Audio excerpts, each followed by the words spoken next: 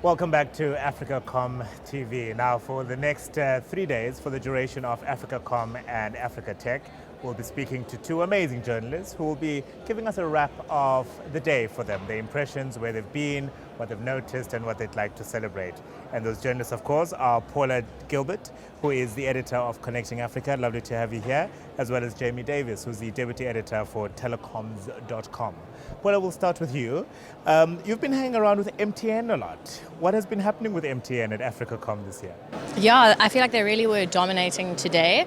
Obviously, the CEO, Rob Shuter, was one of the main keynotes, and then there were a number of press events after that I attended. I feel like the main sort of trend that was running through everything was the idea of digital inclusion, and that's really something MTN's been pushing pretty hard over the last few years, and something that they continue to look at. And not only bringing connectivity to Africa to places that there isn't, although that was one of the announcements that they are getting into partnership with Parallel Wireless for an Open RAN solution, and want to roll out 5,000 sites over the next few years. So that's aimed mostly at very rural areas.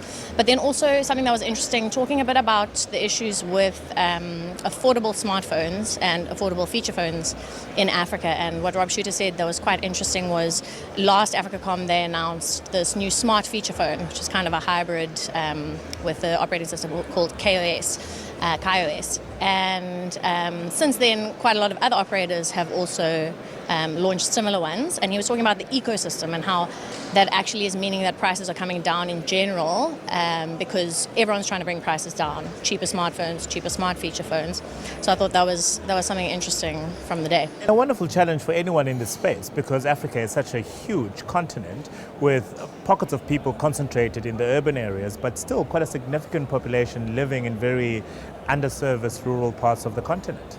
Yeah, and it's also not only that they don't have access here, it's that they really can't afford phones to be able to access anything. And that still is an issue. Affordability is a huge issue in Africa. And then also the affordability of data itself, and the operators are still carrying on about how they need more spectrum so they can bring prices down.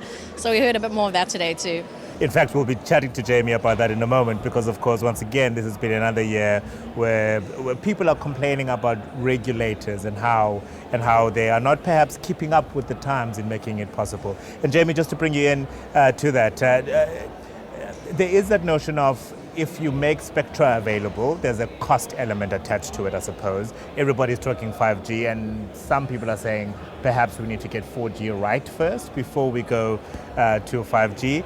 What have been some of the complaints you've been hearing this AfricaCom about the regulators? Yeah, I mean, I've been coming to this event for a few years now, and it does seem to be a very common theme that the regulators and the governments get the stick off the telcos and pretty much everyone in the ecosystem.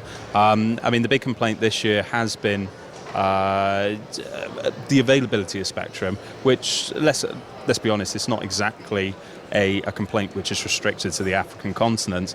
But if you just look at the statistics and the number of bands that are available and the number of licenses that have been awarded, it's quite remarkable at how few and how limited the spectrum in the bands actually is compared to other parts around the world. I mean, admittedly, we're talking about two different, when you look at the Western markets and compared to the African markets, we're looking at two very different societies, and the level of data consumption is dramatically different. But you bring up 5G, and I think it is, the reason it has been brought into this conference is that you can't ignore it. If Africa wants to drive itself into the digital economy on a global scale, it does have to do it on its own terms, but it cannot ignore the 5G euphoria that's going around the world. Yes, 3G isn't finished. There are still rural economies or societies around the continent which have no connectivity whatsoever. 4G is still massively underserved, even in some of the highly urban areas. We're in Cape Town at the moment. It's a pocket of irrelevance when you actually look at the African continent on the whole. But you cannot forget about 5G. If you don't do 5G, Africa falls further behind the trends than it already is now.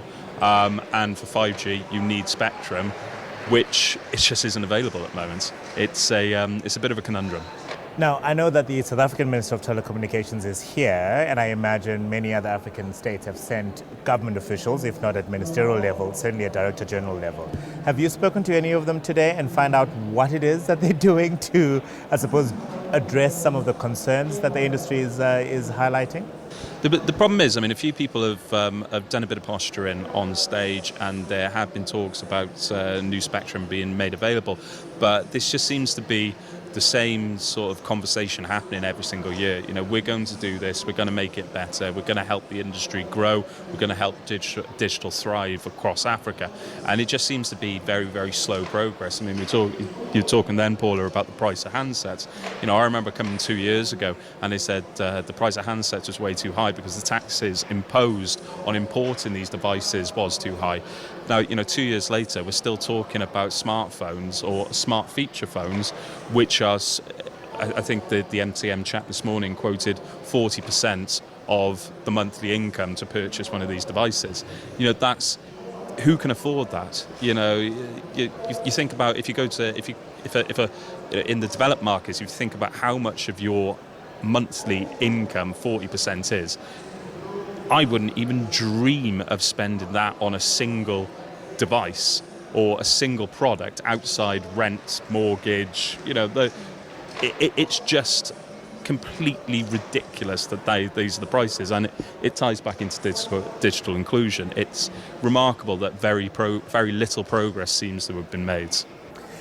And Paula, I suppose the scary bit is the fact that if there is a continent on this planet that is in desperate need of an inclusive, quite extensively sort of accessible data, information, handsets to work off, it is the African continent, because there are so many people who are living way below poverty levels, and if you are seeking opportunities for education, for healthcare, services from government, if you don't have access to it, it's going to be a challenge. I do think that we have seen some improvement in terms of pricing, especially we've got a company called Mara coming in and making their own smartphones in Africa. We've got companies like Vodacom and MTN producing, you know, cheaper smartphones themselves, which are more in the $20 range rather than the $40 range. But it's still a lot of money for the majority of people. And like you say, all the services that people access, all of the opportunities that you can find on the internet, for most Africans, the only way to do that is via mobile. And for a lot of them, they can't even do that.